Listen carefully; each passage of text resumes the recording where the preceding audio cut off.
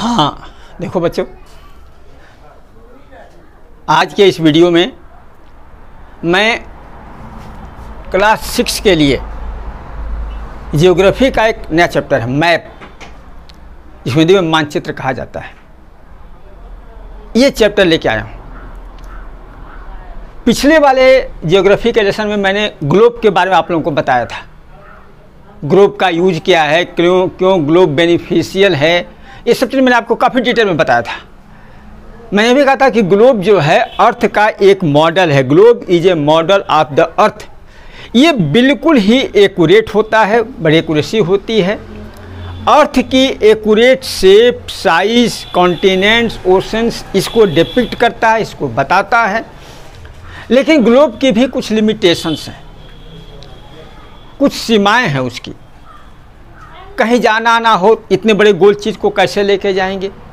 अब तो हालांकि फोल्डिंग वाले ग्लोब भी आ गए हैं, लेकिन फोल्डिंग वाले ग्लोब भी उस तरह से वो एक्यूरेसी फिर नहीं दे पाते हैं, बड़ी प्रॉब्लम होती है उनमें भी।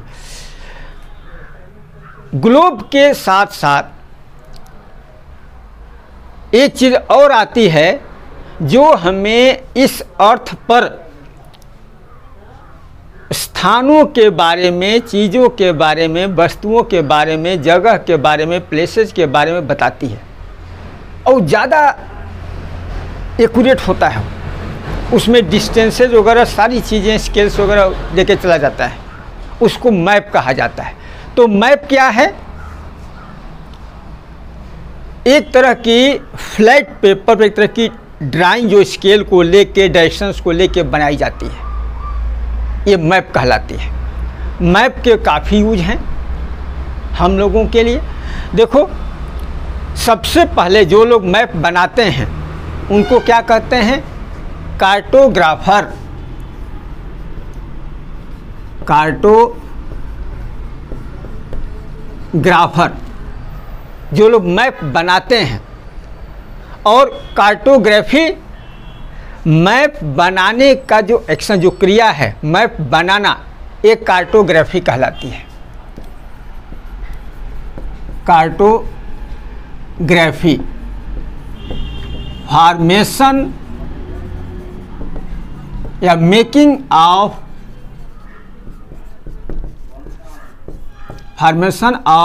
ए मैप। मैप बनाने की जो कला है वो कार्टोग्राफी कहलाती है और बनाने वाले को कार्टोग्राफर कहते हैं। सबसे पहले इतिहास तो बड़ा पुराना है। ईसा मसीह से पहले के लोग भी वो टैबलेट पर, मिट्टी के टैबलेट पर बनाते थे, वो सब उतना जाना नहीं। टोलेमी का नाम आता है, जो कि रोमन एम्पायर से था, कार्टोग्राफर था टोलेमी, टोलेमी। ये सबसे पहला कार्टोग्राफर कहलाता है, जिसने विधिवत मैप बनाया। उसके बाद 16वीं सदी में,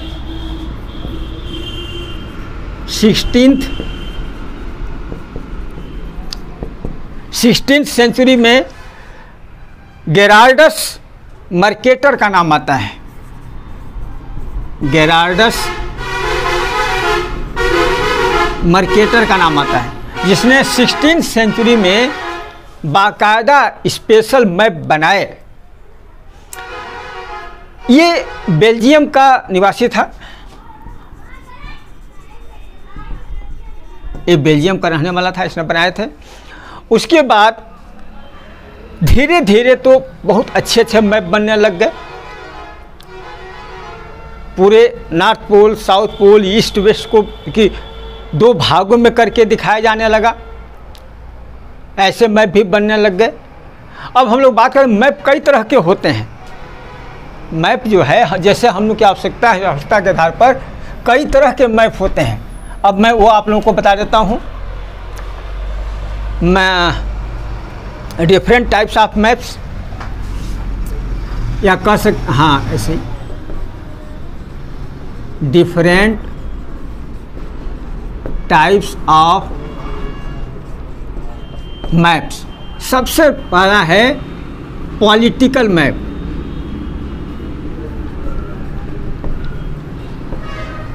पॉलिटिकल मैप देखिए इसमें क्या होता है, कंट्रीज़ की बाउंड्रीज, किस देश की बाउंड्री कहाँ कहाँ है, कैसे है, ओशंस कौन कहाँ कहाँ से कैसे हैं, ये सारी बाउंड्रीज उसमें शो की जाती हैं, ठीक है ना। शो द बाउंड्रीज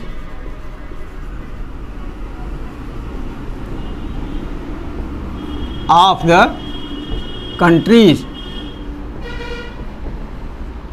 कंट्रीज़ की, देशों की बाउंड्री शो की जाती है कि इस देश की बाउंड्री यहाँ से यहाँ तक। ये पॉलिटिकल मैप है, राजनीतिक क्षेत्रों को दर्शाया जाता है। दूसरा है फिजिकल मैप।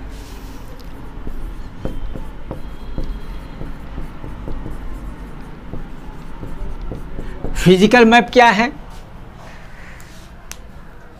माउंटेन्स, लिखता चलो इसको, माउंटेन्स, प्लेट्यूज, प्लेन्स, रिवर्स, ये जितनी चीज़ें हैं, फॉरेस्ट वगैरह भी हैं, फॉरेस्ट का की छोड़ दीजिए, ओशन वगैरह का देख लीजिए, रिवर्स के बाद ओशंस, ये जो चीज़ें हैं ये फिजिकल मैप में आती हैं। कौन कौन सी एरिया हिली एरियाज है, कौन से एरियाज प्लेन्स हैं, नदियाँ कैसे कैसे गुजरती हैं, कहाँ से गुजरती हैं, समुद्र कहाँ कहाँ से है, कैसे कैसे है, किस समुद्र की बाउंड्री किस देश से लगती है, ये सब फिजिकल मैप में आते हैं। और तीसरा है थीमेटिक मैप।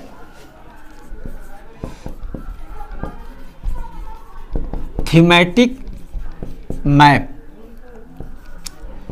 देखिए थीमेटिक मैप में क्या है, पहले सबसे पहले वेदर की चीज़ें,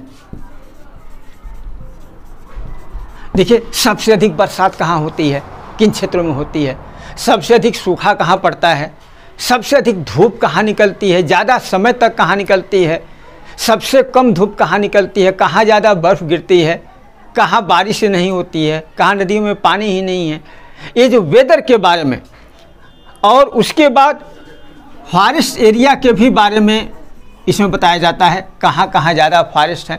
अब तो फसलों के भी मैप्स वगैरह आने लग गए हैं। उसके बाद इंडस्ट्रीज वगैरह का ही मैप में इंडस्ट्रीज़ को दिखाया जाए, ये सब थीमेटिक मैप में आते हैं। अब ये तीन तरह के डिफरेंट टाइप ऑफ मैप्स हो गए, पॉलिटिकल, फिजिकल, थीमेटिक। अब देखिए मैप बनाने के लिए इसेंशियल कंपोनेंट्स कौन कौन से हैं, कौन कौन सी वो चीज़ें आवश्यक हैं जिनके आधार पर मैप बनाए जाते हैं, थोड़ा सा वो भी देख लीजिए। Essential components, essential components for a map.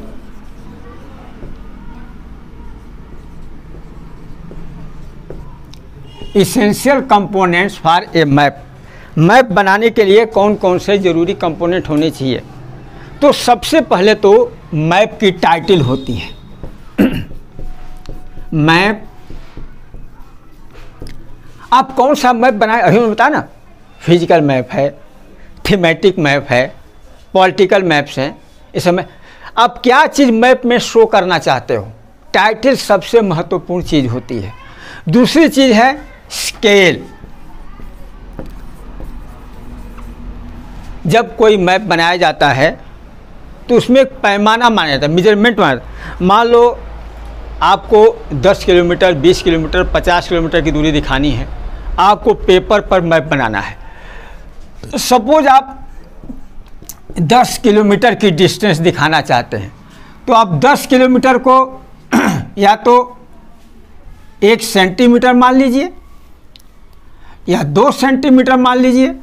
2 centimetre मानेंगे तो 1 सेंटीमीटर 5 किलोमीटर की दूरी डिस्टेंस को बताएगा। कागज़ पर जो आप 1 सेंटीमीटर दिखाएंगे वो आपके मैप में दूरी 5 सेंटीमीटर शो करेगी, बताएगी। ये मेजरमेंट स्केल बनाए जाते हैं। आपको 100 किलोमीटर दिखाना है बहुत दूर के मैप बनाने हैं जिसमें डिस्टेंस बहुत ज़्यादा है, आप 100 किलोमीटर को 1 सेंटीमीटर मान सकते हो, 2 सेंटीमीटर मान सकते हो। तो ये स्केल होता है। उसके बाद लिगेंडरी या की होती है, उसको भी देख लीजिए।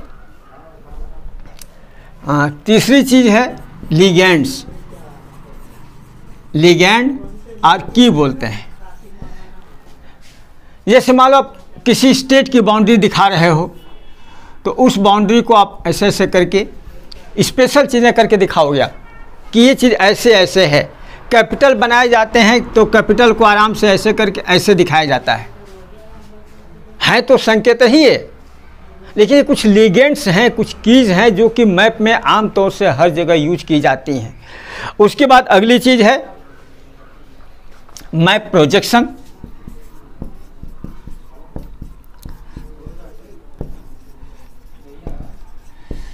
देखो मैप को का जो प्रोजेक्शन है वो ऐसा होना चाहिए कि इजीली सारी चीज़ें समझ में आ जाएं। हम चूंकि फ्लैट पेपर पर बना रहे हैं तो कुछ चीज़ें ऐसे, जैसे कहीं से कोई ग्राउंड की एरिया है, कोई विद्यालय की एरिया है, कोई रेलवे क्रॉसिंग है, कुछ भी है, सब उन साइन में भी आएगा, निशान में, चिन्ह में भी, सिंबल में भी आते हैं सब चीज़ें। तो मैप का प्रोजेक्शन ऐसा होना चाहिए कि उसको देखते ही सारी चीज़ें क्लियर हो जाए। अगली चीज़ आती है डायरेक्शंस का। मैप में डायरेक्शन का बहुत ज़्यादा ध्यान रखा जाता है।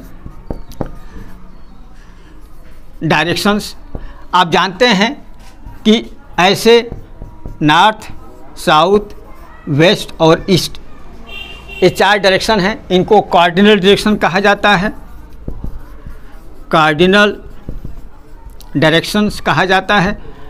इसके बाद ये नॉर्थ ईस्ट, ये साउथ ईस्ट, ये साउथ वेस्ट और ये नॉर्थ वेस्ट, ये भी डायरेक्शंस हैं। मैप में डायरेक्शन का बहुत ज़्यादा ध्यान रखा जाता है। और उसके बाद जो लास्ट है, छठवीं चीज़ कह लो, कन्वेंशनल साइन या सिंबल जिसको बोलते हैं, कन्वेंशनल साइन या सिंबल। अब मैप में हर चीज़ को लिखना तो बड़ा मुश्किल हो जाएगा, लिखने से बहुत ज़्यादा जगह वो ऑक्युपाई करते हैं। तो कई बार छोटे छोटे सिंबल्स का यूज किया जाता है। वो सिंबल्स क्या हैं? जैसे मैंने अभी आपको बताया कि अगर आप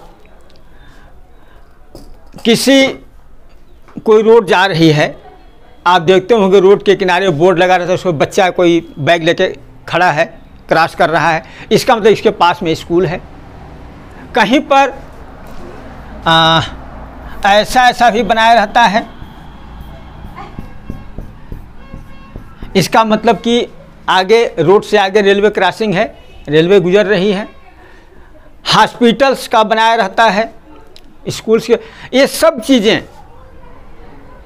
ये साइन या सिंबल होते हैं जो मैप में शो किए जाते हैं। अच्छा, अब देखिए मैप के साथ साथ कुछ चीज़ें ऐसी होती हैं जिनको सिंपली बनाया जाता है, जिसमें बहुत ज़्यादा डायरेक्शन का, स्केल का ध्यान नहीं रखा जाता है। उसको स्केच कहते हैं। स्केच कह सकते हैं कि रफ डायग्राम है, rough drawing without measuring the distances. Sketch क्या है?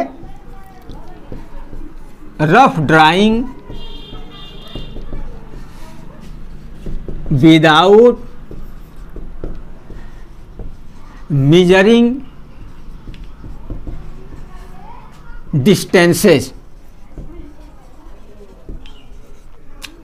इसमें कोई डिस्टेंस का एक्यूरेट ध्यान रखा जाता है। जैसे कोई आपसे कहे, ए वाला कहे बी वाला से कि हमें तुम्हारे घर आए रास्ता बता दो, वो कहेगा भाई मेन रोड से आना और 100 मीटर चलने के बाद राइट हैंड मुड़ जाना, फिर वहाँ एक क्रॉसिंग पड़ेगी ऐसे ऐसे या चौराहा पड़ेगा, उस चौराहे से लेफ्ट हैंड मुड़ जाना, फिर आगे गली आएगी, उस गली में फिर लेफ्ट मुड़ जाना तो एक बड़ा सा पार्क आएगा या स्कूल आएगा, उसके बगल में मकान है। एक रफ बना दिया, स्केच बना दिया, इसमें कोई डिस्टेंस वगैरह का नहीं है, ठीक है ना, हल्के से बता दी जाती है। ये हो गया स्केच। और एक चीज़ और होती है प्लान। प्लान कैसे, क्या वो भी आप लोगों को समझा दें। प्लान, प्लान क्या है? छोटे से कागज के टुकड़े पर किसी भी छोटे एरिया को जो था कम में हो, कंप्लीट मेजरमेंट के साथ स्केल को देखते हुए जो ड्राइंग की जाती है, ड्राइंग कह सकते हैं, ड्राइंग ड्रॉन